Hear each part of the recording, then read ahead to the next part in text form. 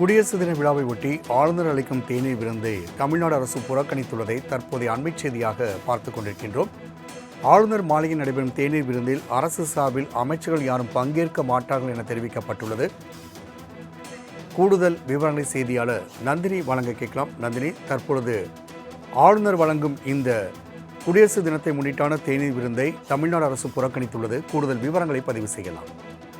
வணக்கம் ராம்குமார். ஆளுநர் வழங்கக்கூடிய தேநீர் விருந்தை தமிழ்நாடு அரசினர் புறக்கணித்திருக்கிறார்கள். குறிப்பாக ஆளுநர் தேநீர் விருந்தை முதலமைச்சர்கள் மற்றும் அமைச்சர்கள் பங்கேற்காமல் புறக்கணிக்க இருப்பதாக தற்போது அண்மை தகவல் என்பது வெளியாகி இருக்கிறது. குறிப்பாக திமுக மட்டுமல்லாமல் திமுக கூட்டணி கட்சிகளான விசிக, காங்கிரஸ், இடதுசாரிகள் கட்சிகளும் குடியரசு தினத்தில் ஆளுநர் வழங்கக்கூடிய தேநீர் விருந்தை புறக்கணிப்பதாக அறிவிப்பு என்பது வெளியிடப்பட்டிருக்கிறது.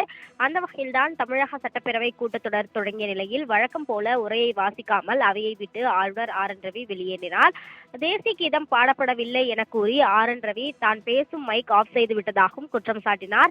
அது மட்டுமல்லாமல் தமிழகத்தில் தொழில்துறை வீழ்ச்சி, பெண்களுக்கு பாதுகாப்பில்லை, பாலியல் வன்கொடுமை அதிகரிப்பு, தற்கொலை அதிகரிப்பு என பல்வேறு குற்றச்சாட்டுகளையும் திமுக அரசு மீது சுமத்தினார். இந்த நிலையில்தான் ஆளுநர் தேநீர் விருந்தை புறக்கணிப்பதாக ஏற்கனவே கூட்டணி கட்சிகள் அறிவிப்பு வெளியிட்டிருந்த நிலையில் தமிழ்நாடு அரசின் தரப்பில் முதலமைச்சர் மற்றும் அமைச்சர்களும் ஆளுநரின் தேநீர் விருந்தை புறக்கணிப்பதாக தெரிவித்திருக்கிறார்கள்.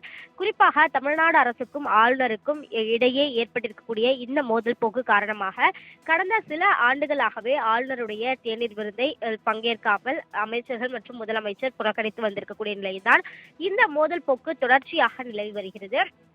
பல்வேறு சட்ட மசோதாக்களுக்கும் ஆளுநர் தரப்பில் ஒப்புதல் அளிக்காமல் நிலுவையில் இருப்பதை சுட்டிக்காட்டியும், அதே போன்று சட்டப்பேரவையில் ஆளுநர் நடந்து கொள்ளக்கூடிய விதத்தை சுட்டிக்காட்டக்கூடிய வகையிலும் அதற்கு கண்டனம் தெரிவிக்கக்கூடிய வகையிலும் தான் குடியரசு தினமான இன்று ஆளுநர் வழங்கக்கூடிய தேநீர் விருந்தில் பங்கேற்பதில்லை என அமைச்சர்கள் மற்றும் முதலமைச்சர் தரப்பில் முடிவு செய்யப்பட்டிருக்கிறது. அந்த வகையில்தான் ஒவ்வொரு ஆண்டும் குடியரசு தினத்தன்று ஆளுநர் மாளிகையில் இன்று மாலை தேநீர் விருது நடைபெறுவது வழக்கம். அந்த வகையில் இன்று நடைபெறக்கூடிய தேநீர் விருந்தில் முதலமைச்சர் மற்றும் அமைச்சர்கள் பங்கேற்காமல் புறக்கணிக்க உள்ளது குறிப்பிடத்தக்கது.